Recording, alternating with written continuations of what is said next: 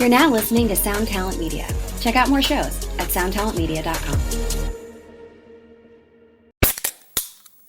Hey, what's up, everyone? I'm Matt Migaki, the vocalist of Cryptopsy and the host of the Vox and Hops Metal Podcast, where I sit down with fellow metal musicians. We talk all about their lives and music while sharing killer craft beers. If you've ever wanted to sneak backstage and share a beer with one of your favorite musicians, well, Vox and Hops is the podcast for you. This week on the podcast, I dropped a killer episode with Kelly Schaefer of Atheist. There is this episode and over 440 other ones to help you enjoy life, metal, and craft beer. So what are you waiting for? It's time to become a Vox and Hops head. Cheers! Hey, how's it going? I hope it's wonderful, and I have a wonderful show for you today. I think you're really going to enjoy it. I know I enjoyed the conversation. But before we get into that, I have to tell you about a couple things. One of them is Fox Pedal. This show is brought to you by Fox Pedal this week. They are making high-quality effects right here in the US of A. They're located in Tulsa, Oklahoma, because I'm seemingly obsessed with telling everyone where everyone is located. I don't know why, but I do it. We actually gave away a Magnifica at the Tone Mob Pizza Party at NAMM this year. They make great pedals. You've probably seen the Wave, the Kingdom, a bunch of other stuff. They've been around for quite a while, making really, really great sounding effects. And guess what? They come with a lifetime warranty, so you don't have to worry. You can stomp on them at your leisure, and it'll all be fine. It'll be gravy. They stand behind their products. They make really great stuff. It's all just gorgeous looking. And they've got some really, really cool products coming down the pipeline that I am excited to tell you about when the time is right. But it's not right. Actually, if you just Google the Fox Pedal Quiver, you'll see it. You'll see what I mean. But yeah, they make great stuff, so make sure you go to their website, foxpedal.com. Check them out today. They've got a ton of great stuff out there, and they got more in the pipeline. So make sure and check them out, foxpedal.com. And furthermore, we are brought to you by Gun Street Wiring Shop. Gun Street Wiring Shop out of Bend, Oregon, made by one of my favorite human beings in this business, Mr. Sean Arbo. If you got a guitar that needs the wiring upgraded, and you probably do, look no further than Gun Street Wiring Shop. They do everything one at a time, small batch stuff. They make everything custom to your specs. So if you got some wild, crazy ideas you want to experiment with, shoot Sean an email. He'll get you set up with exactly what you need, and he will walk you through the process. And don't worry, if a guy like me can do it, you can do it too. So don't worry. Go to gunstreetwiringshop.com, check out what they have to offer. If you don't see exactly what you need, feel free to email Sean. Ask him. Say, hey, I need something for my BC Rich, and I want to get nuts with it. So go to gunstreetwiringshop.com, check all that today, and tell them I sent you. Okay, let's see. We talked about guitar wiring, and so that means guitars. We've talked about pedals. What else might you need to connect it all together? Oh, yeah, you might need some cables. Some Sinusoid cables. Sinusoid Pro Audio Couture out of Seattle, Washington, or Oregon's Hat, as I like to refer to it. These guys have been supporting the show forever, so just know when you go over there to purchase your latest set of pancake cables, your latest instrument leads, your Sasquatch speaker cables, whatever you might need, you're helping support this show, and you're also supporting a brand that really does care about giving back to the industry, and just a great bunch of guys making some fantastic and, might I say, gorgeous products. They just come out with some new tech flex that is just, whew. You don't get excited about cables. Cables kind of boring. Sinusoid will change that for you. They make cables exciting. It's great. So make sure you go to sinusoid.com, build the cable of your dreams in their custom cable builder, and do so knowing you're supporting the programming that you love. That's what CBS says, or PBS, or something, right? I don't know. I'm trying to be a professional here. I'm doing my best. Anyway, go to sinusoid.com today and make sure you check them out. And one last thing before we get into the show, if you want to help keep some wind in the sails of this weird pedal pirate ship that's floating around on the internet here, you can go to tonemob.com/reverb. That is tonemob.com/reverb, and that will take you directly to the reverb.com that you know and love. It's just a special link, and anything you do, whether it's buying, selling, just simply signing up for a new account, if this is the first time you've heard of Reverb and you've just never signed up for an account before, using that link and signing up for a new account helps out too and doesn't cost you anything. So anything you want to do through reverb.com, go to tonemob.com/reverb. It'll take you there, and you can buy all the used gear your heart desires. It's not going to change your pricing. It's not going to raise anything. It's not going to do anything weird like that. But what it will do is help keep this thing going. So if you go to tonemob.com/reverb for all of your gear shopping needs, and that will certainly help out immensely over here. You guys have been very receptive to this, so thank you very much for everyone that's used it. And yes, continue to do so. It's amazing. So without further ado, I will get into this episode with Mr. Philippe Herndon.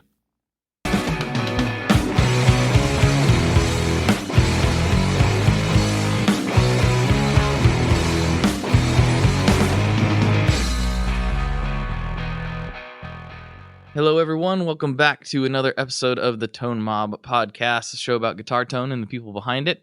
I'm your host, Blake Weiland, and with me today, I have none other than Mr. Philippe Herndon of Caroline Guitar Company. Great to have you back, my good sir. Man, it is great to be here, my friend. How are you doing? We got started a little late because you were doing some toddler juggling. Yes. I have to leak that. Yes, it's true. I was juggling a toddler and a baby. Mm-hmm. And that just is the way my life's going to go now. And that's perfectly fine. I used to have, have you watched, there's a great show on Amazon that just like my wife and I cringe with the discomfort. It's hilarious. It's called Catastrophe. No, I haven't seen that. Oh, it's really good. Oh, okay. So I have to give one little spoiler.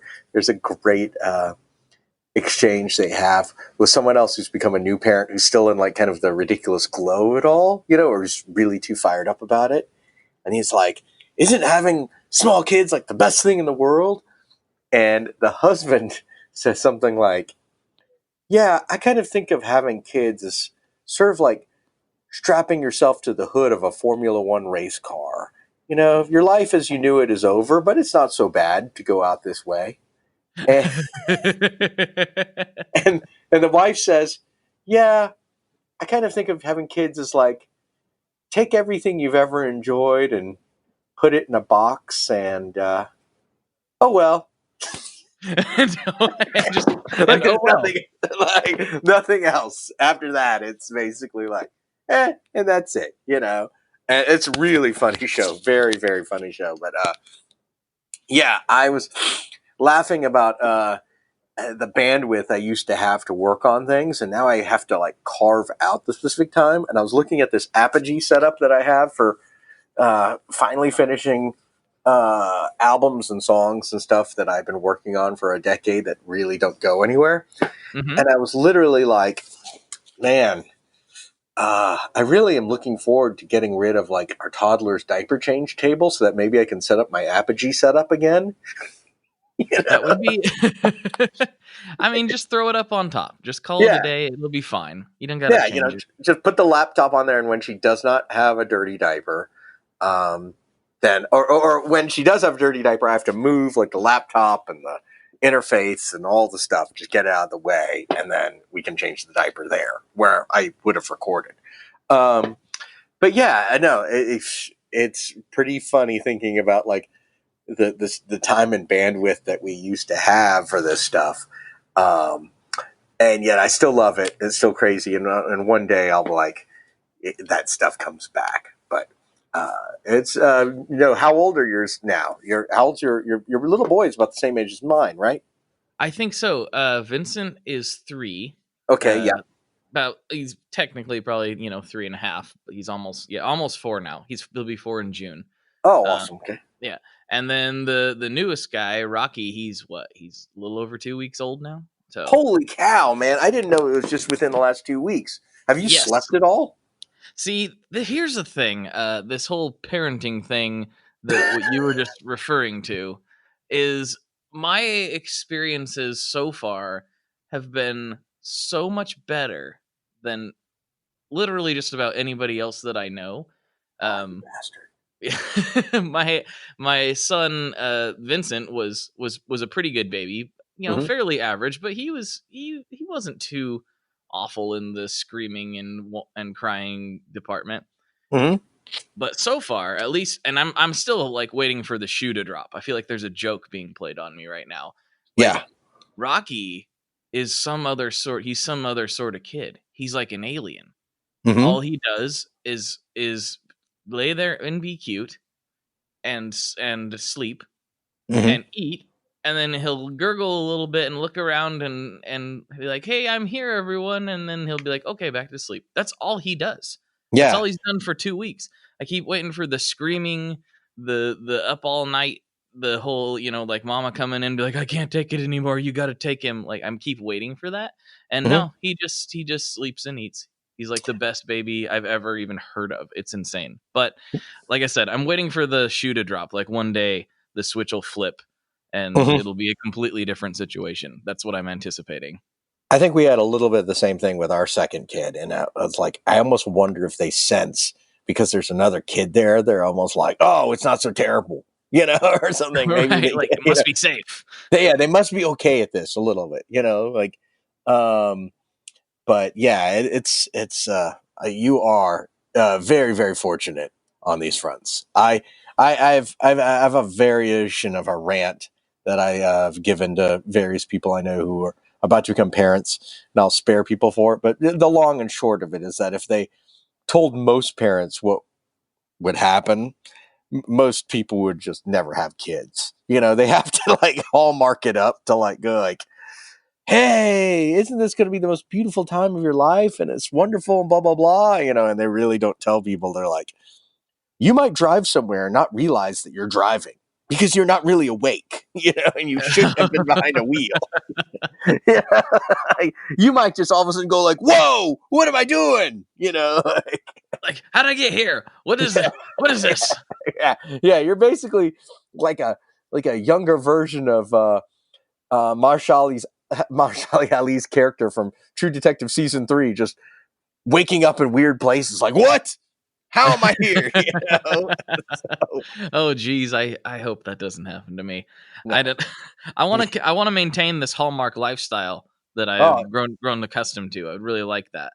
I just want you to know that you are really living on third base right now. I mean, you have lucked out very well in your current situation. So let's not jinx it. Yeah, I can't even tell you. I mean, the whole everything. I was anticipating this one to because Vincent was good, and Yeah. it was relatively easy compared to a lot of people's situations. But man, so far this is just like I'm like, is he an alien? Is he Hmm. gonna like hatch? Like, what's going on? Why is he being so good?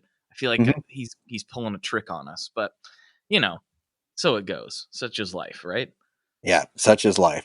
So so we're now a couple months out from NAM. Have you recovered from NAM? Oh yeah, I've recovered pretty well from Nam. Uh, I felt like I did okay this time. I've got a decent Nam strategy these days. Hmm. I take my multivitamins, drink my water. Uh, this this we did have one mishap as far as the in the feeling good at Nam stage where we accidentally stayed up. Me and my good friend Jess and Mr. Leon from Pelican Noiseworks, we accidentally stayed up So great. way too late smoking cigars Hmm. one night, and that threw a bit of a wrench in my feeling super great the whole time plan. Hmm. Um, but it wasn't the worst thing in the world. So we stayed up till like 4 in the morning or something smoking cigars, and then got up and went to the last day of Nam. But it wasn't. I've definitely felt worse at Nam. So we're doing okay. How Hmm. about you? Did you recover? We couldn't even talk. You were like, I was like, "Hey, Philippe," and you're like, Dude, I got beaten up so bad. I always just NAM is like a war of violent injury attrition for me. It's like by the end I'm walking around like one of those football games where Emmett Smith separates his shoulder but feels compelled to keep running.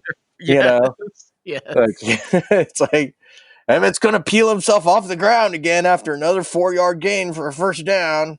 You know, um, and it's like, yeah, I looking back, I have to say, I think I figured out that the smartest person on an engineering and maybe a factual front in our entire business might be Brian New Neighbor. Okay, Um, yeah. because Brian New Neighbor sat there throughout NAM wearing noise canceling headphones, Mm-hmm. That's basically like this Buddha at his booth with headphones on. You know? Now, he said that it kind of intimidated some people from speaking to him because they thought he was doing very serious work, you know, as he's listening to podcasts or whatever. Right. But, but I was thinking about it, I'm like, my God, what a genius solution, you know? So much so that I came home and bought noise canceling headphones for the next time I have to do a NAM. But I will also feel compelled to put up like a little sign or something that says, feel free to disturb Philippe. He's not working on anything. he's You know? he's not in the zone. He's just Yeah. trying to maintain composure right now. Yeah. I might be listening to Radio Lab, like an hour of 10 hours of Radio Lab or, you know, or revisionist history or something like that. So. I'm sure that what Brian was listening to the entire time was probably every single episode of the Tone Mob podcast. I'm sure. Yes, absolutely. What am Yeah. I doing talking about other podcasts while I'm here? There are no other podcasts. They don't exist. This is the only one. Right? Yes, no other one. No other one. So but yeah, so it was, you know, it took me weeks, and I still, it's funny thinking about the industry as a whole, months later upon like, well, what did we learn and what has been absorbed, right? And where is the thing going, right? And then after, like, now it's like I have enough distance to look back and see like, okay, this is where things are going. Things are where things aren't. But I got to get on my soapbox for a little. Hop up there. Yeah, I gotta say, I have this mixed feeling, but I gotta say, I really hope amps don't go away. I You know? see what you're saying. Yeah, okay. You know, because it's like a part of me. I saw so much stuff about emulation and so much stuff about the, like, you know, everybody was showing a lot of the stuff we're seeing hints at now of, you know, everybody going direct, everyone using cab simulators, everyone going towards what I call the silent stage, which is the, I'm just not a fan. I think of it as like a weird, perverse, dream fantasy of like frustrated sound engineers, that in the real world, when you practice with a drummer, you need to be loud enough to be over a drummer. That's just a fact, you know? Right. And I love and miss the feeling of, or not miss, I crave the feeling of having a direct connection to, you're playing with a guitar and you are creating alternating current running through those magnets, and the voltages are respective to how much dynamic force you've applied to the strings, and those get reflected in a real guitar amplifier. You know, like, oh, I played louder, amp got louder. I played quieter, amp got quieter. You know, like, and I think it's something, I don't know if that can really be replicated. I think it can be recreated in a crude sense, but I think it's something that I really think is still important and needs to be really protected and magical. Flip side of this is there are a lot of people who had amplifiers who are just using them for god-awful things. I think that I might fall into that category. No. Trust me, I've heard you play. No, you are not doing the god-awful things I'm talking about. But I was just like, oh gosh, you know, now I understand why a lot of people want silent stages or whatever, you know. And here I am, I'm talking about wearing noise-free headphones at these things. I think maybe there are too many amplifiers. It's almost like that Always Sunny episode when like they get really committed to freedom, and then all of a sudden Frank is having people playing Russian roulette in the basement, reenacting the deer hunter, and they're like, we have too much freedom, you know. Like, it's like that. That's how I feel about amplifiers. Like, maybe we had too much freedom, you know.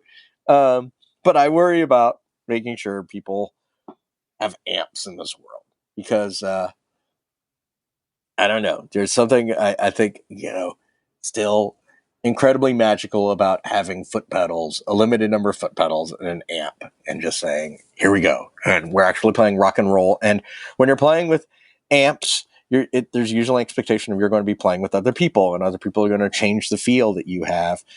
And then you all work out the feel of how things sound together as an ensemble.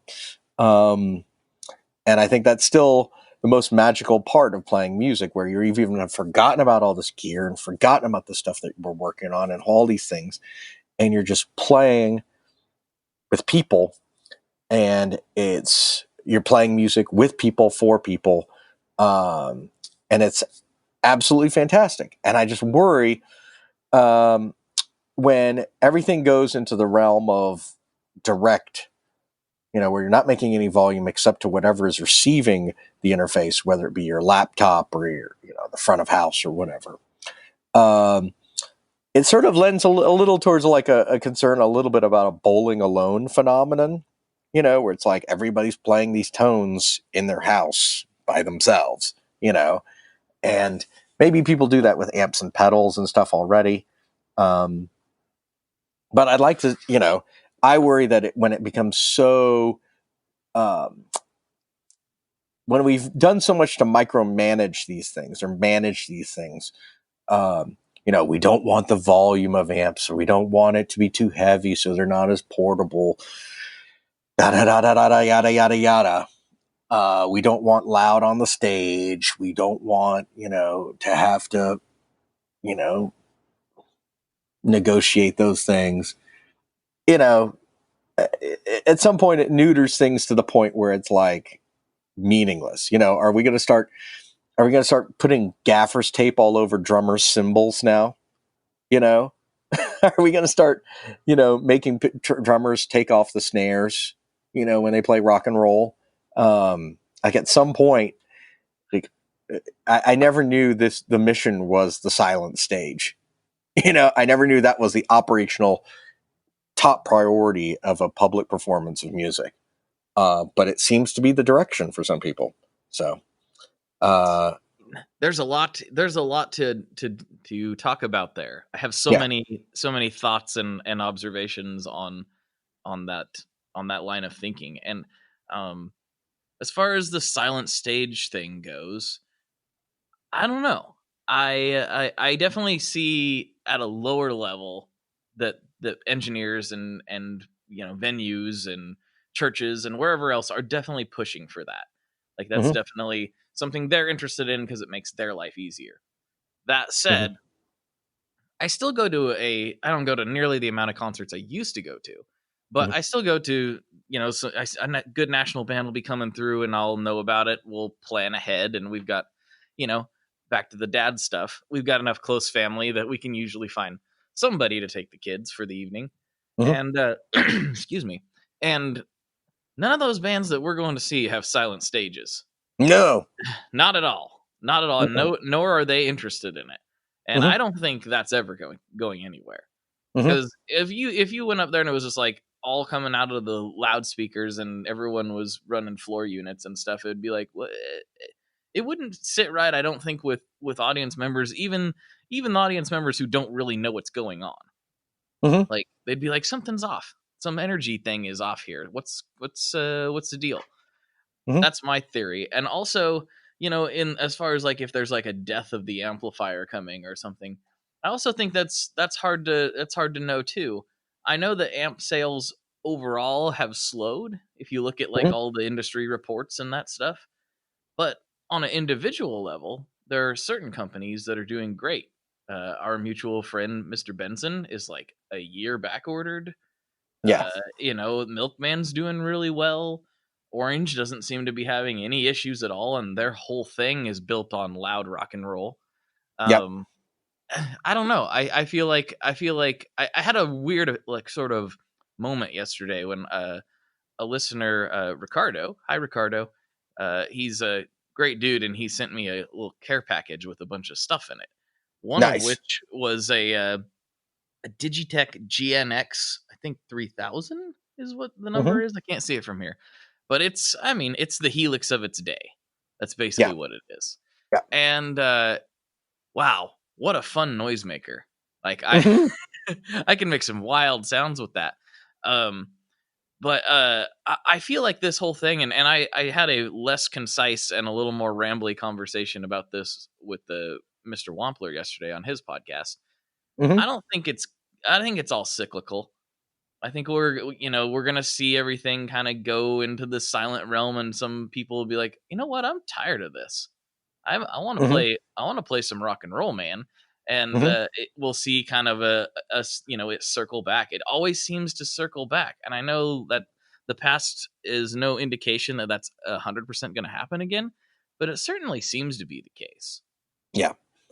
I think there's something to be said as well with our expectations of what we want from live performance. I understand.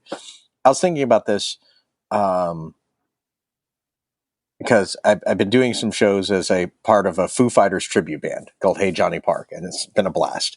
And I was thinking about this, like, if I were running one of those setups, I could probably dial up a lot of stuff where I could be like, okay, I'm going to dial up a tone very much like the first Foo Fighters record. Okay, now I'm going to very much dial up almost like that kind of almost heavy metal sound that they used on songs like Run or something. And I'm going to dial up this kind of, Rat into a Sun sound that they were using on There's Nothing Left to Lose kind of thing, right?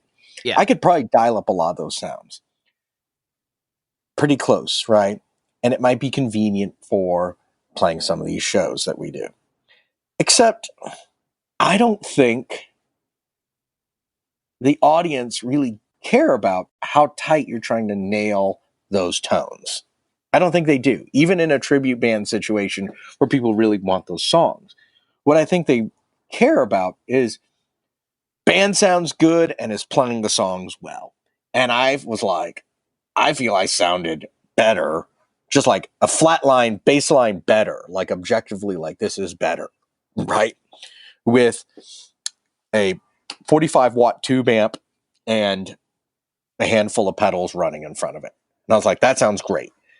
And I was thinking about this, not to open a can of worms on a controversy, but on this, but it was such a sharp contrast for me. We got to see the Pixies and Weezer a while back. And it was in a big arena here in South Carolina.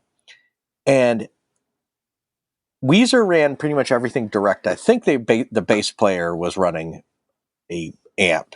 I think he was running an SVT of some kind and things, but the guitars were all direct. And I just thought the guitar sounds were so bad, in my opinion. Like, I just was like, this sounds like presets, like they sounded like the presets you got from an old thing, just like that automatic. Like, it just was not good to my ear. And I think part of the reason it sounded really rough to me is the Pixies sounded amazing right before then. I mean, Yeah. Joey Santiago's running Marshalls and a Vox. Frank Black's running a Vox. Or Santiago's running Marshalls and a Vibrolux. Frank Black's running a Vox. Paz Shanton, who is just fantastic. She's just great. I mean, it's like she sings great, plays bass great. It's just like you could just feel us all the dudes there seeing her filling in, just falling in love with her. I mean, she was just fantastic. And she just sounds great with a big SVT and a precision bass, playing with a pick, and she sounds right, and it all sounds like, oh, this is what we think. This is what rock. This is like what the real. It's like the Ron Swanson versus what's his name burger competition in Parks and Rec. Do you remember that episode at all? Like No, Rob I Lowe don't. and Rob Lowe and Ron Swanson are going to have a burger competition. Rob Lowe makes some like amazing turkey burger with like a balsamic reduction and fresh greens or something. Just this amazing thing, right? And like Aziz Ansari's Tom Haverford eats it and goes, "Oh my god, this burger tastes like how I imagine Beyonce smells." Like it's just so, it's so like everyone's like, "Oh yeah, I've never experienced this." And Ron Swanson comes out with like, "This is meat I purchased from Food Lion, buns purchased from Food Lion. There's ketchup here if you want it." And he hands some like just burgers that he's grilled, and they're just like, "Oh, Ron, I wish you'd taken this." Like, "Oh, this is better. Oh. This is Like, better. here we go. It's better. Sorry. Yeah, it's better. It's over. And the other thing I think about is the interface of a lot of these devices. I'm not meaning to criticize them because I think they're technical marvels, but there's a paradox of choice where it's like, if you have a million things, I saw a discussion forum where people were recently rambling where like, it's like, it was almost idiocy. There's almost this tone among the posters. There was idiocy if you didn't use, I think it was the helixes or the fractals, if you didn't use parallel amps or parallel cabinets, like you were really doing yourself a disservice, right? And I'm like, how many stupid functions are in this thing that nobody would think about using, except they feel compelled to use them because they're in there?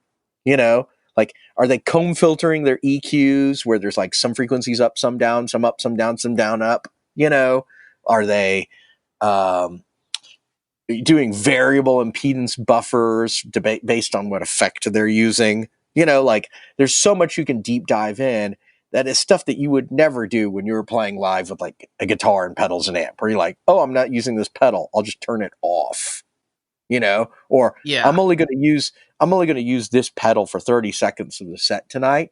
Might as well just leave it home. I might as well just take a small board because no one's going to notice that I didn't bring it. And the idea of like, you start with this neutral sound that's like your guitar and your amp, and you start at zero from there.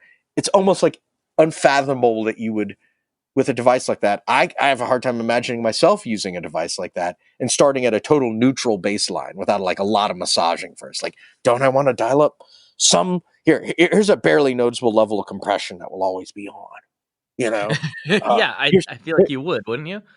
Yeah, like, because you have it there, you're like, surely I'd have to do that. Let me massage this a little bit. Sort of like if you were recording to tape, there's some stuff that you would let fly because you're like, fuck it, we're in tape, we can punch that out or not. Whereas, like, if you're recording to a digital audio workstation, you're like, hey, let's go ahead and quantize this beat. Let's go ahead or do this stuff that you just would not do if you were going at this. So I don't know. Devices are cool. I can see the value for it. I can see there's some settings, I agree, like small churches and stuff like that, where they just cannot have you showing up with your super lead overdrive Soldano, at 4, and cranked out and blasting the front row of worshipers there, but I miss and love amps. That's my thing. I love amps. You hear that, Chris Benson? You hear that, people at New Vintage? You hear Hey, that? I love amps. we love them. We love them. I am crazy about amps. It's nuts. So, other thing I got to ask you: have you? Are there any old albums that you've taken a deep dive into lately? Old albums? Let's see. Yeah. Not anything like super old.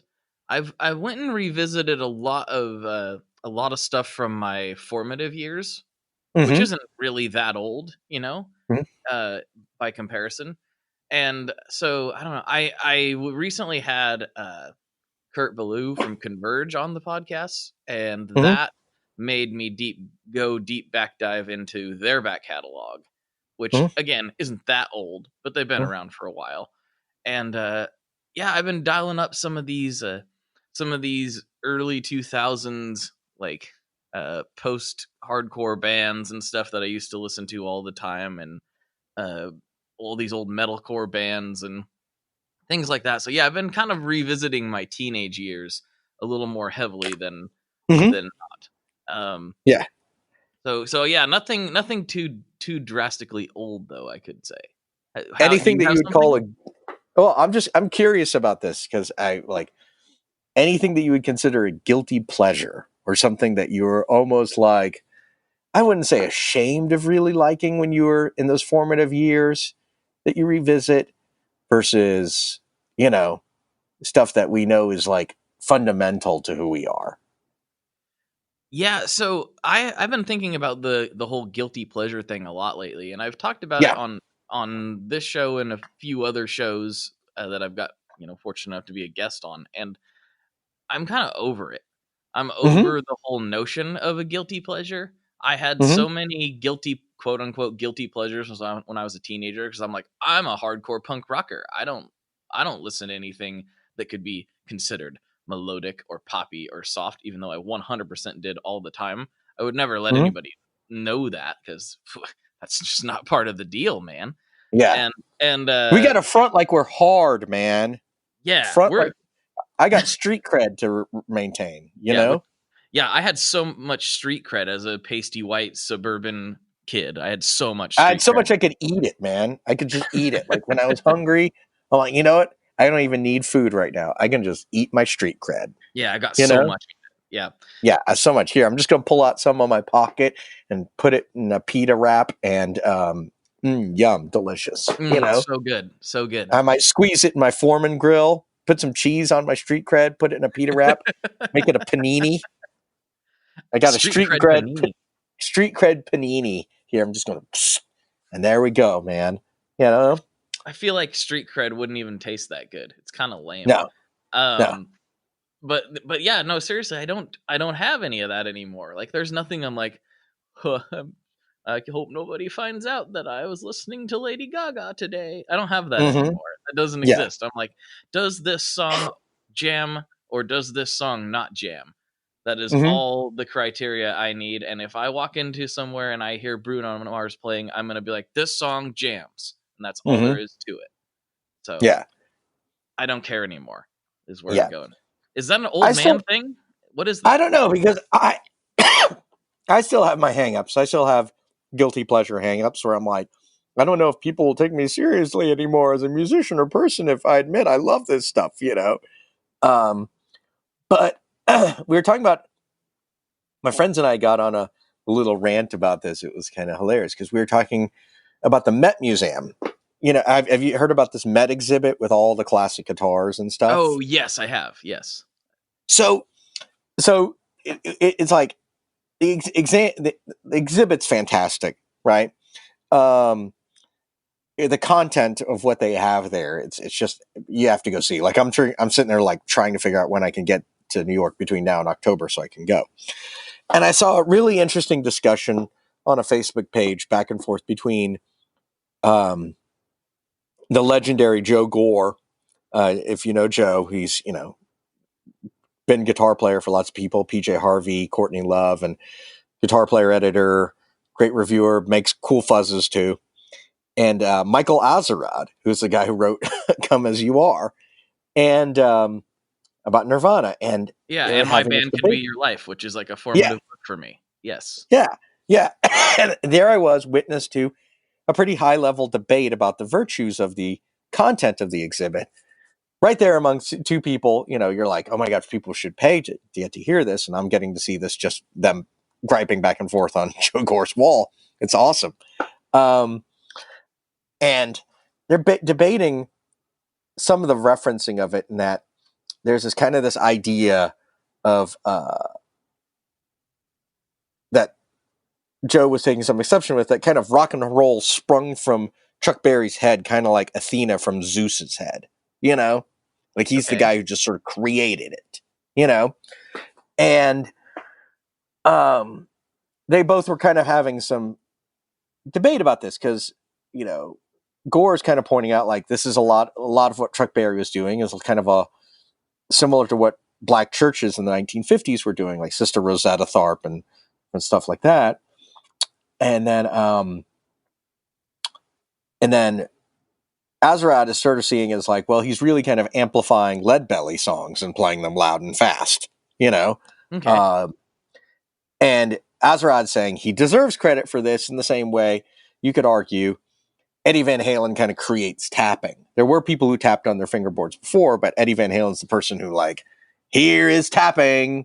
And it kind of, he Yeah, packages totally. it. It's not a obtuse thing that like an odd jazz guitar player might have done once in 1968, but as something like, here it is, Yeah, sort here's of the like, whole song that is almost yeah, exclusively tapping. yeah. It sort of is like, does Kurt Cobain create grunge? Became sort of our, side debate from this. Like, does Kurt Cobain create? It'll be interesting when our generation is creating our museums, right? Because this is still very much a boomer created museum. That's who's running the Met and controlling, who puts these exhibits together and who the audience is still for, right? It's still Which for I was going to it's say, still for which boomers. is it is for boomers, but it was interesting with that in mind to see that Tom Morello's stuff was in there because Yeah. Oh, of course. I don't think of Rage as a boomer focused band too much, even though I No, guess they. not focused, but it's yeah. That's like their acknowledgement of the history going past their central. But I guess the writing of the history of it is still sort of like, hey, boomers, how old were you when you first heard rock and roll? Are you still listening to rock and roll? Like, I don't know. I still feel like it's still. I don't want to say centered around them, but it kind of is like that age range of the audience that's going to the Met to Okay. see this.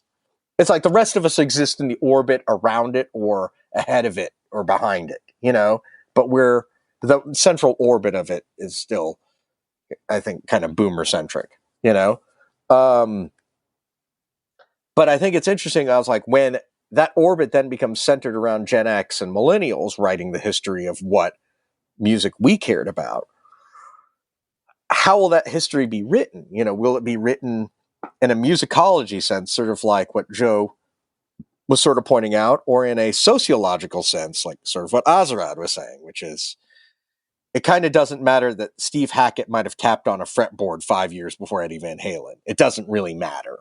Eddie Van Halen is who. It's sort of like, it doesn't really matter that the Pixies played loud and quiet, quiet, loud dynamics, because it doesn't really matter that they did that so much when you think about Kurt Cobain really introducing that dynamic to people. How will it be written when uh, when stuff like that comes out, and who will be considered the influences of like 90s alternative music? Who will we look at? Like, Kurt Cobain is the guy who blew up the Death Star. Right. Like, Totally. who I'm curious is like, are we going to really talk about Kurt Cobain blowing up the Death Star, or are we going to talk about who steals the Rebel plans, or who steals the Death Star plans, or are we going to talk about that rogue leader that like had the shot, but all he did was kind of hit the exhaust pipe, and he shakes the Death Star, but he doesn't blow it up? It's like, it's a hit, negative, just scratched the surface. Is that guy who's that guy in that story? And but anyway, this is a really long sideways talk to how we started talking about, we started listening to albums, and I was laughing about, we think of, like, when you think about 90s alternative rock music as a thing, how much of this also becomes like marketed and like certain cultural aesthetics, or how the people dressed, or who was listening to this music versus the actual music itself. Because when I listen to the production on something like The Color and the Shape by Foo Fighters, which is, I think, one of the most important 90s rock albums, like, you have 100%. never Yes. yeah, you have Nevermind and 10 kind of existed like this top tier, and then the tier immediately below it, I think of stuff like Live Through This by Hole, and The Color and the Shape by Foo Fighters, and a handful of others, right? But when you listen to the production on Color and the Shape, I was like, I was on Spotify, and it hit me exactly what it reminded me of, and it started creating this laughing about the guilty pleasures or stuff that doesn't get talked about as much or whatever. But it led to this deep dive for a few days. I said, the production on The Color and Shape is really a lot less like the Melvins and almost identical to the production on Operation Mindcrime by Queensryche. Okay. Oh, I seen you posted something about that the other day. Is that Yeah. this is the one that kind of inspired that? Was the Operation Yeah. Mindcrime? So it made us like, we started re-listening to Mindcrime, and it was funny. Like, there's even like those little touches, like, how Everlong has little like the talky parts and those breakdowns where it just sort of builds up. And there's like the talky stuff where like the riff breaks down real quiet, and there's like that kind of almost Pink Floyd-y, like distorted mic talking kind of thing. Mm-hmm. I'm like, that is all over Mindcrime. I mean, it's like, and there's like kind of these crunchy parts and the way the drums are sound even, and I'm like, yeah, I'm scratching my head like, how much when we define genres is about like cultural forces as opposed to the actual music itself. How much of it is that sociological stuff like Azerrad is talking about versus the actual musicology of this, because no one puts Mindcrime in like 90s alt rock, right? No, They're looking at that like not at all. Like they're going to say, "Oh, that's an 80s hair rock band that did a concept album."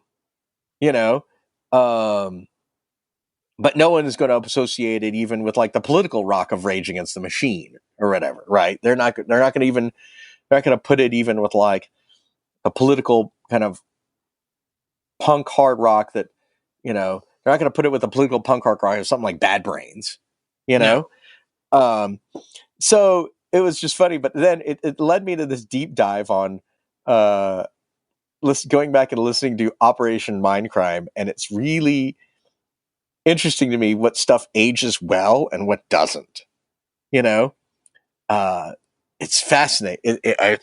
I couldn't help but think about it, like, but also how central, like, it's so weird how central guitar is to all of that stuff. I mean, of course, there's great drumming, great bass playing, but it's like those two guitar players are like so central to the construction of every song. Not only just like song construction, but also the sound of each song. The mood of each song. It's basically all gets set compositionally by the guitar players, and then the singing and melodic stuff all builds on it. I'm like, is there anything? When you look at the pop landscape now, it's almost like, with the exception of a few artists, I don't think there's anything where it's as central. It's almost become, I have to wonder, like, have beats replaced guitar as like the central building component for most cultural most mainstream music?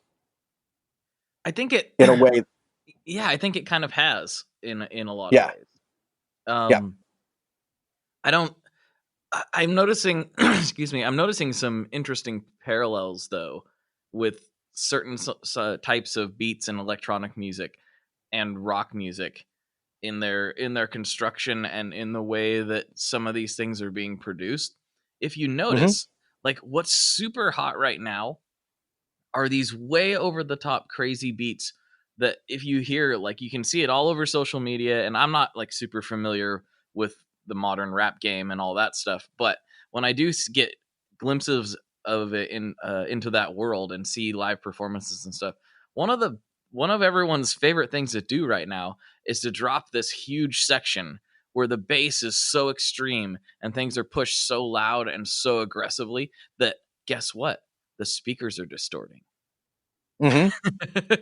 And Yes. they're so like it's a new it's almost like DJs and beat makers and people involved in electronic music are they've been doing that kind of stuff for years, but it seems like the mainstream has finally caught up with like distorted bass being a cool thing.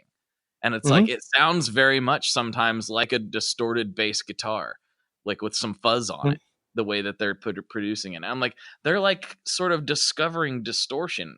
At least Yes. mainstream fans are sort of discovering distortion for the first time.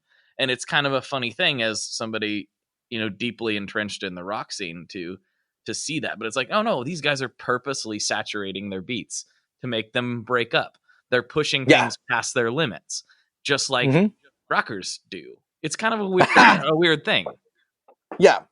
No, that's that's fascinating, because I remember years ago, I heard this production on a Rihanna track called You Need Me that just totally blew me away. I was like, oh my gosh, I like deep dove on that stuff for a while. And if you listen to the track, is when it gets the distortion, or when it gets the chorus, they distort it, the low end on the bass and the synths, to make it sound like it's distorting your speakers, but it's not distorting your speakers. It's actually, it's not even distorting your speakers. It's meant to sound almost like it's rattling your dashboard. Uh-huh. You know, so like I had it loud and I thought my dashboard in my car was getting rattled, you know, like the vinyl was like like that, like, Yeah. you know, like, but then I turned it down to almost nothing and it was still doing that. And I listened to it on headphones and it was still doing that. And I was like, that is hilarious. It's like they were trying to make it sound like your car is getting screwed up. Like it was meant to sound like the plastic is like shaking. That's the sound You know? I'm talking about. I know exactly what you're talking about. That is Yeah. so It's like, popular right now. That is hilarious. Yes. That's awesome. Yeah, that is Oh such my a gosh. thing. Like, and you'll see it everywhere, and you'll see it even in memes now, where there'll be a video where somebody, and then like a guy will fall down, and then this beat will drop, and it'll just be this. Like that is a thing right now, and that is exactly what I'm talking about. Like people are discovering distortion. It's kind of funny. Yes. Yeah, that's awesome. No, I think it is a very cool and interesting sign as this. I guess, you know, I found myself almost nostalgic a little bit when I was listening to Mindcrime, how like wow, for a long time it was almost impossible. And it's setting aside the guitar heroism. Of course, there's guitar solos, blah blah blah. You know, guitar solos all over the place. But almost for like significant genres of music, like guitar is like absolutely essential, like completely essential. And compositionally, I guess it's still very much that way, especially in hard rock and metal and things. Maybe I think it was just striking to me hearing like even just like wow, when you think about different kinds of distortion creating different kinds of riffs, you know, it's like you have a certain kind of crunch sound that yields this. You know, you have a certain kind of saturation sound, it yields this. You have a certain kind of EQ curve. Of course, you're going to tremolo pick and chunka chunka chunka chunka like you can, you know. And it's fascinating to think about that within just one kind of album. That I have to say, in hindsight, it kind of really holds up.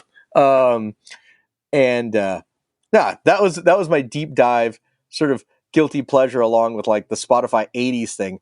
Though I have to say, one thing that troubles me when I'm listening to 80s playlists now is certain artists not having the rights to their own work anymore. And so a lot of stuff I'm hearing is like re-recorded versions of old songs, and I can tell they're not the original. Oh, like what are you talking about? Like what tracks? Like I'll put on some stuff for like I was on listening to an 80s shuffle, and they were playing like almost like a Headbangers Ball set from like late 80s, early 90s, you know. And it was funny. I was hearing like some song. It might have been like some White Lion song or a Rat song, but I could tell it was like, this is not the original track. Oh, bizarre. Like I'm sitting there, like I'm like, no, that's like the guitar solo. There's a different guitar player playing it note for note what Vito Bratta played in 1988, but they don't seem to have the rights anymore to their old things, so they've re-released. Whoever's running that has re-released. Whoever's running it for the brand or the label or whatever has re-released it, but it's been re-recorded in some way. And I can tell, I'm like, these aren't the way the drums sounded, and this is definitely not that lead guitar track. You know? And only people like us would notice. Yes, but you can't help but not notice it. Like, as it was happening, I'm like, because you know what I'm saying? Like, there's all those little details are like, this is where the pick scrape comes in. No, it didn't happen. What's wrong here? You know? Like, oh, this is where, no, those notes were played with pull-offs, you know, like originally, you know, like you can tell, like, it just is weird enough that I was like thrown by it. And I've seen this a few times, I've heard this a few times, and it always catches me. So, it's interesting to know the story. Like I'm sure it's a rights issue, but like I'm sure every instance is specific, and I'd be like very curious to know like what the deal is. It's like you already had it recorded. What happened to the original? Where is it at? Is it only on CDs? Like where is the original version? And why can't we Yeah. hear it on the internet? What's going on? Yeah.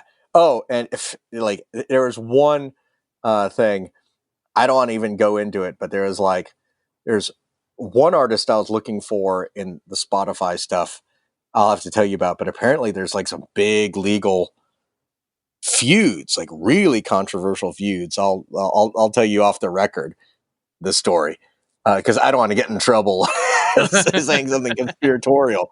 But I was hearing some feud stuff where I was like, holy cow. Like I deep dive because I was like, why can't I find this on Spotify? This is what I feel like listening to right now. This is the guilty pleasure of my childhood I want to hear right now. And I heard some stuff that was like, holy, like, like why it's not available. It's pretty crazy. Wow. Pretty nuts. But now everyone's going to be very curious. Yes. Well, now we put it out that but I am not going on record or saying it because it just sounds like, but it was definitely. Well, maybe you could do this. I would like your take on it, but maybe so we don't leave people just totally hanging with nothing. Can you give them a simple phrase to Google that might bring up some things that you do not confirm or support in any way, but it gives them something to read? I would say I really put you on the spot there. Sorry about that. Yeah, I know. It's like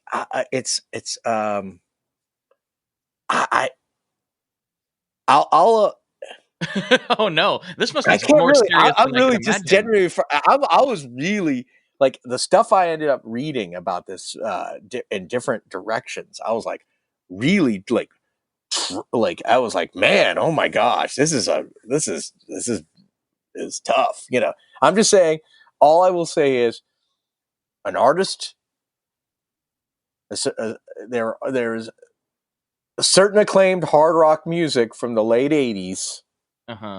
Not particularly huge, but kind of acclaimed that you cannot find on Spotify anymore. And it involves a lawsuit against the estate of a former member. Gotcha. Okay, that's probably good enough. Yeah, we can probably and dig it up with that. And I will say that the former member died, and the lawsuit. It's pretty crazy. Like basically they were like suing. There are people who sued the record label that this band was on. Okay. Or at least what I'm seeing of this. And it's pretty crazy. I'll off the record with you, and maybe you will find a more creative way of getting around it. Okay. But it was just one of those things where I was like, holy cow. And I was like, I don't know if I've wandered into the deep end of total, total. Jet fuel can't melt steel beams, you know what I'm saying? Like I was like, have I really wandered into the flat part of the planet here?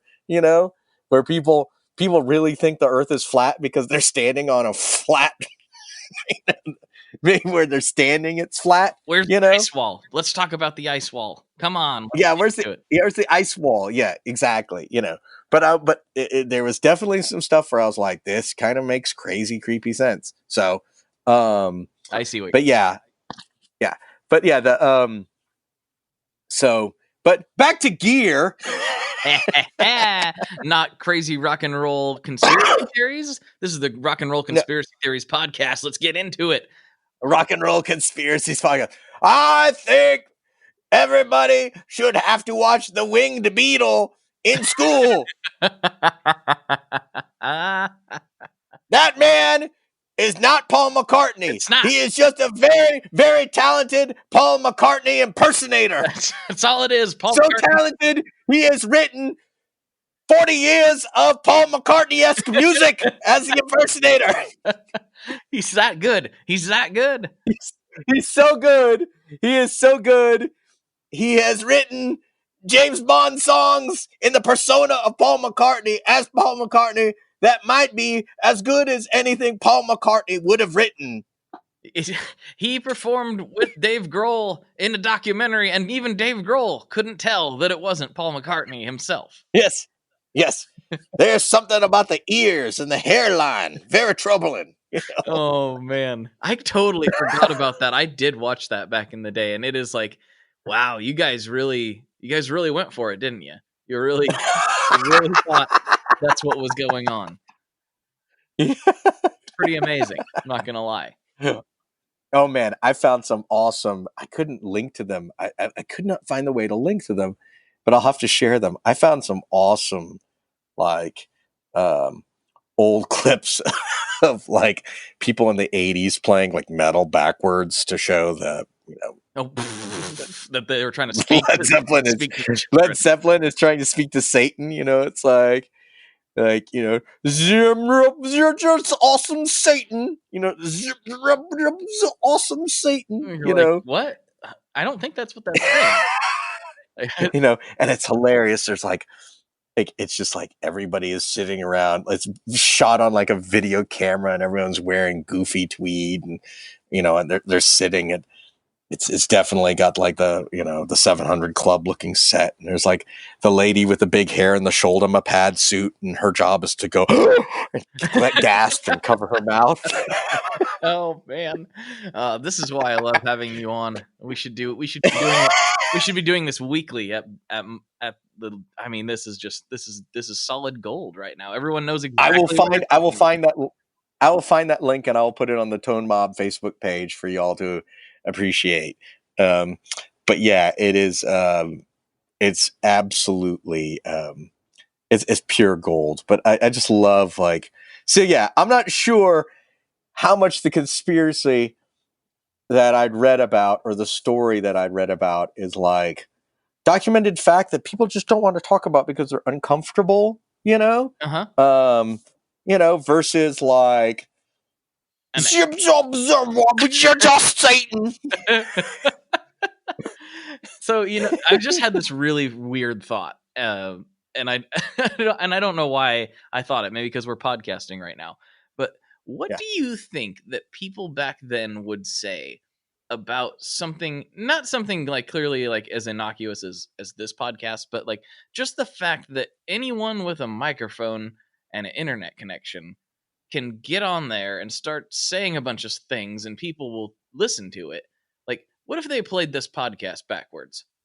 Like, who knows what they would find? Like, I'm like thinking about like how like they were worried about this new crazy rock and roll band, and like it taking over the children's minds and everything. But like, what if the future became like thousands of people like giving their children weird ideas via podcast form? Like, how much of an uproar would they have been in just to know that like there's this 35-year-old man who sits in his music studio and talks into a microphone for hours, and my son listens to it, and I don't know what they're saying. Mm-hmm. They could be saying anything. Who knows?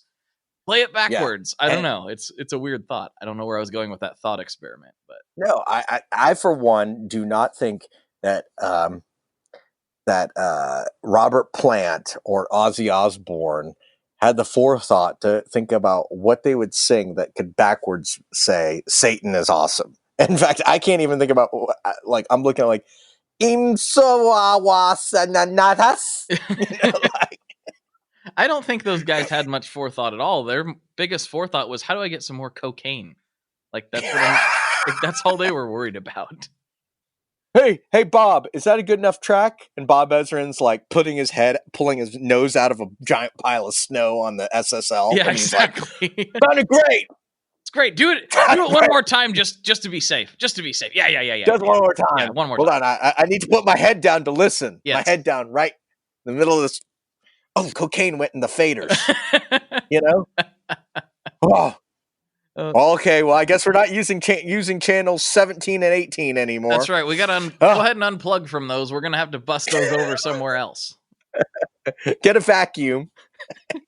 Boy, this SSL was expensive. I hope this isn't going to be a big repair bill. $500,000 console with piles of cocaine on it.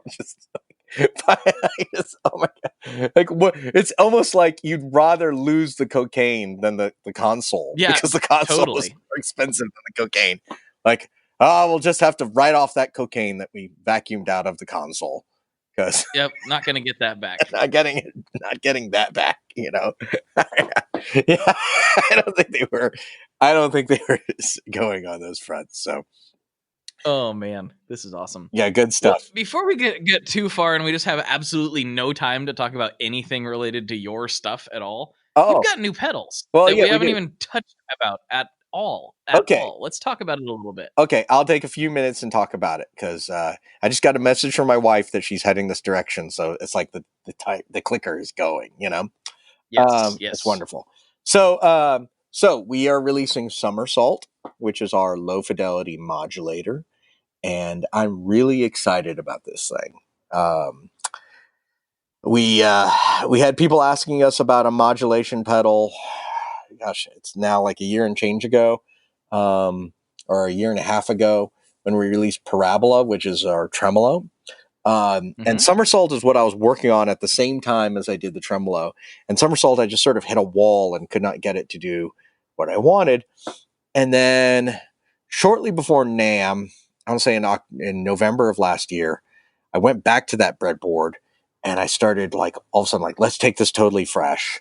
And all of a sudden it was like, like you could beat your head against something for like months and it just does not work the way you want. And all of a sudden you're coming out totally fresh and you're like, wait, let's ditch this, do this, do this, do this. And I knocked that thing out in like a week, a week of breadboarding and editing and getting it to where I wanted.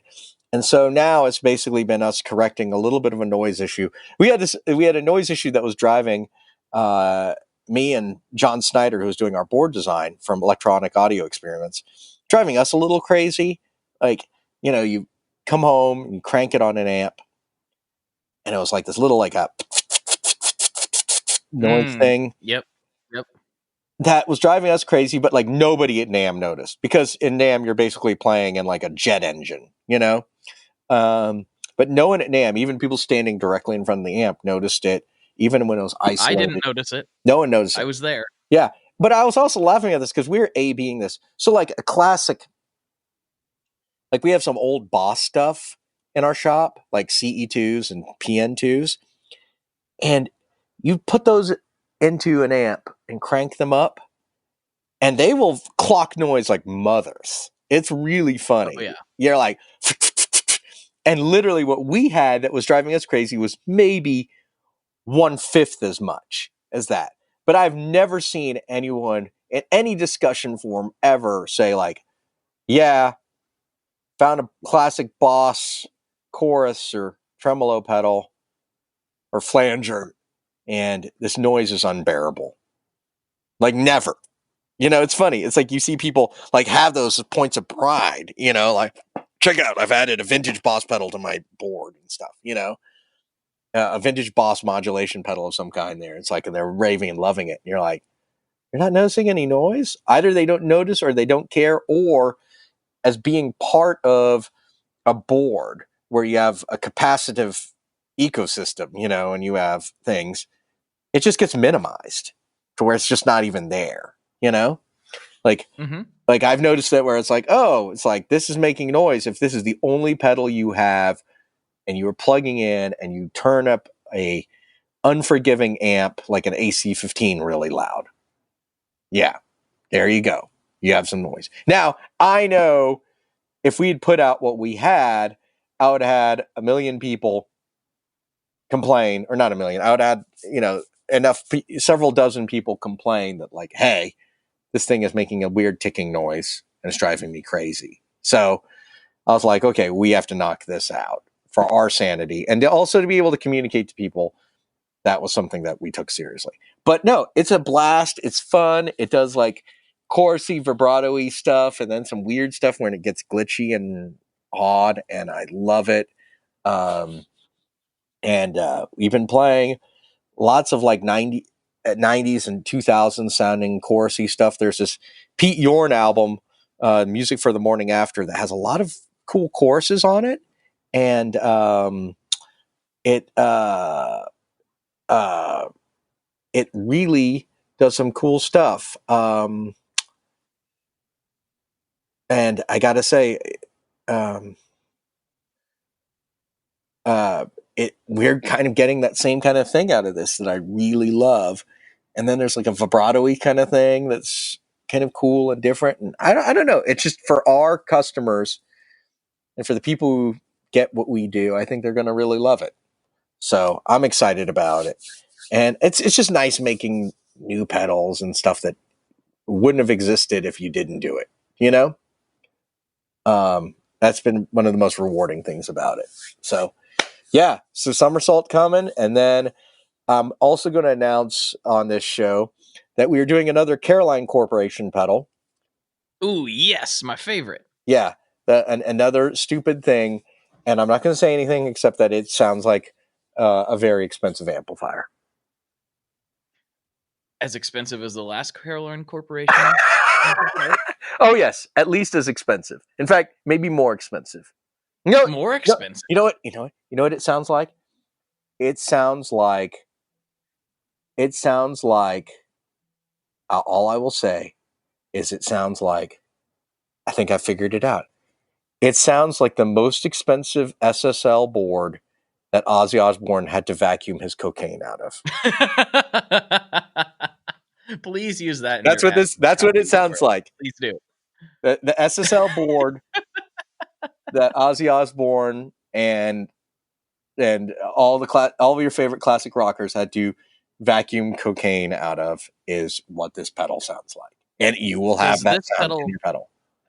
Does this pedal sound like that board pre-cocaine or post-cocaine? Well, that's what the controls will do. There will be a pre-cocaine setting and a post-cocaine setting. And you dial up how much cocaine had to be vacuumed out of the faders.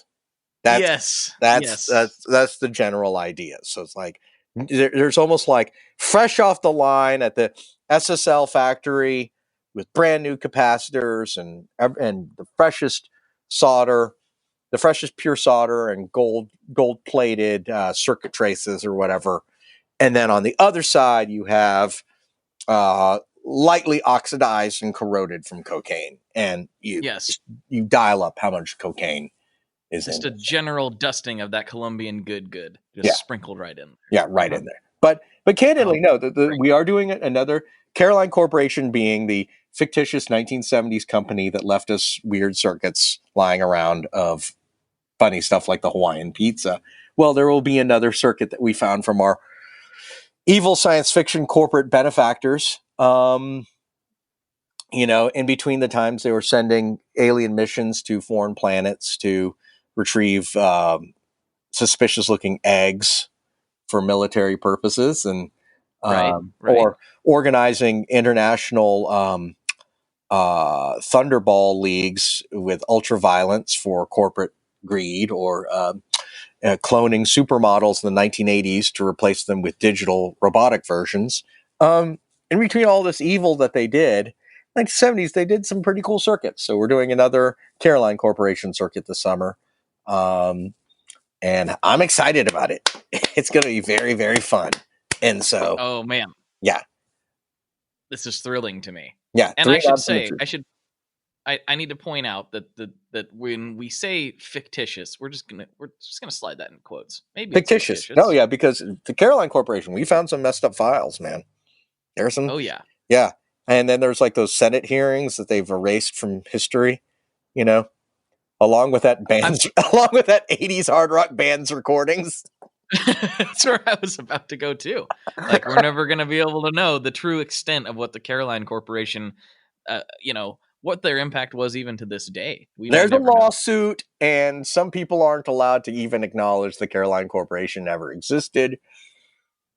Kind of weird. They had to do those closed door Senate hearings. Someone had to put their hand over a microphone a lot, and kind of look around the room like, yeah.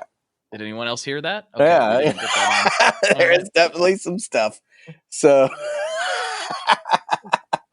there are definitely some backwards recordings. Made a lady in shoulder pads with big hair cover her hands, cover her mouth. Yep. Oh my goodness! And shake a little bit. Shake a little bit. Zip zop zip bob zip zop Satan.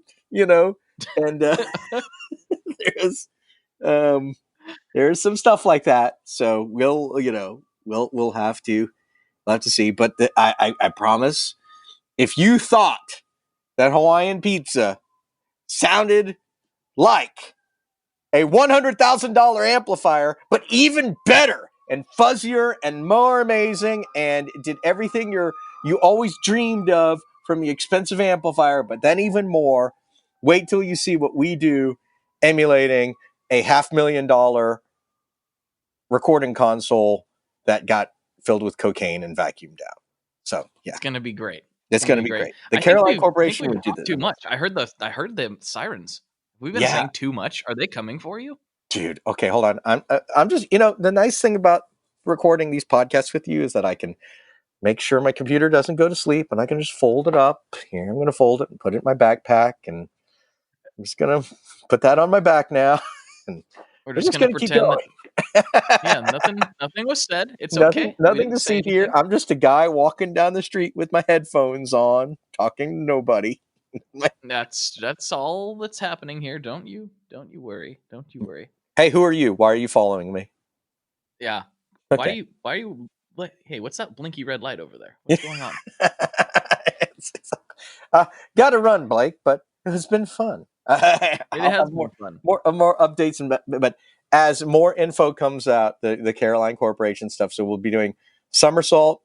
We're doing a Caroline Corporation pedal, and then by the end of the year, we're finally going to do Megabyte, which is the kilobyte that people all the kilobyte bonus that people have been asking for. So just starting to knock out a few things, but it's going to be fun. So, man, great talking to you. I hope people appreciate our rambling about kids and rock and roll Everything. and stuff. Yeah. And thanks again for having me, man. And you're welcome back absolutely anytime. You know that. Awesome, man. Hey, you take it easy, buddy. All right, let's sign off. So for Philippe, this is Blake, and as always, folks, good luck and good tones. Good luck and good tones. Bye.